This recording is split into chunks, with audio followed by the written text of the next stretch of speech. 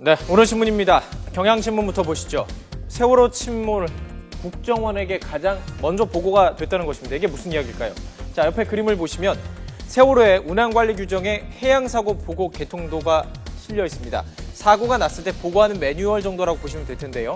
실제로 청해진 해운에서 작성한 보고서 순서입니다. 이 내용이 해경이 심사 후 승인을 한 것입니다. 이 표를 보면 바로 국정원, 제주지부, 인천지부에 보고를 하도록 되어 있다는 것을 알 수가 있습니다. 해운조합과 해경은 그 뒤에 다음 순서로 나와 있습니다. 실제로 이 개통에 따라서 김한식 청해진 해운 사장 9시 10분쯤에 문자로 국정원에 메시지를 보냈다고 밝혔습니다. 민간 회사가 부가 시급한 상황에서 정보기관인 국정원에 직접 사고 보고를 하는 것이 상식에 어긋나는 것 아니냐고 신문은 묻고 있습니다. 경향신문은 또 해경의 긴급전화의 문제점도 거론했습니다. 함께 보시죠. 자, 범죄 신고는 112, 화재 신고는 119라는 것은 모두 알고 계실 텐데 해경에도 긴급전화가 있습니다. 바로 122번인데요. 앞에 두 번호와는 다른 점이 있었습니다. 이 122는 전화를 걸면 ARS로 연결이 된다는 것입니다.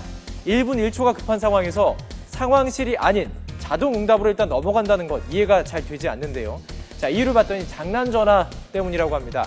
신문은 긴급 상황에서 전화기 조작이 어려운 경우도 있을 수 있는데 이럴 때는 이 작은 절차가 큰 사고도 이어질 수 있다고 지적을 했습니다.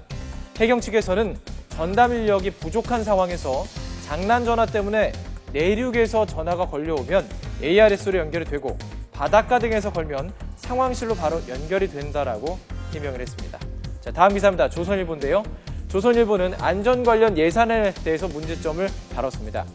해양수산부의 올해 안전 관련 예산이 61개, 이 사업의 전체에 걸쳐서 예산만 보면 한 8,400억 원 정도가 된다고 합니다. 그런데 그 안전 예산을 꼼꼼히 따져봤더니 선원복지회관, 연수원 지원비도 들어가 있다는 것입니다. 어선에 대한 보험료 지원도 포함이 되어 있다고 하는데요. 안전이랑 도대체 무슨 연관이 있는 걸까요? 해수부 전체 예산을 살펴봤더니 4조 3,796억 원입니다.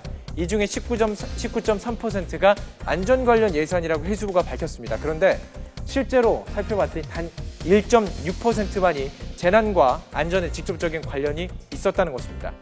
해수부의 설명은 선원의 복지가 향상이 되어야 안전에 신경을 쓸 여지가 생긴다는 것인데요. 일단 안전대책에 필요한 예산이 충분히 쓰이고 나서야 신경을 써야 하는 부분이 아닐까요? 자, 다음은 한겨레 신문입니다. 한국인의 삶을 OECD 기준에 맞춰서 이렇게 표로 나타내봤습니다. 탄생의 순간부터 보시죠. 출산율은 제일 낮습니다.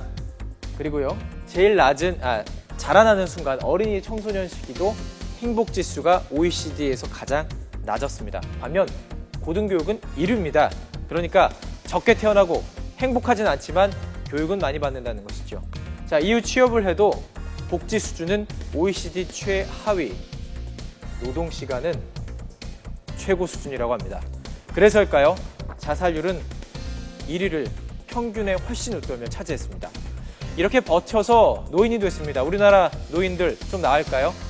노인의 빈곤율 역시 제일 높고 자살률 역시 가장 높았습니다. 1인당 GDP가 3만 달러 육박하고요. 스마트폰 보급률은 세계 1위지만 우리의 삶의 면면이 이렇게 팍팍했습니다.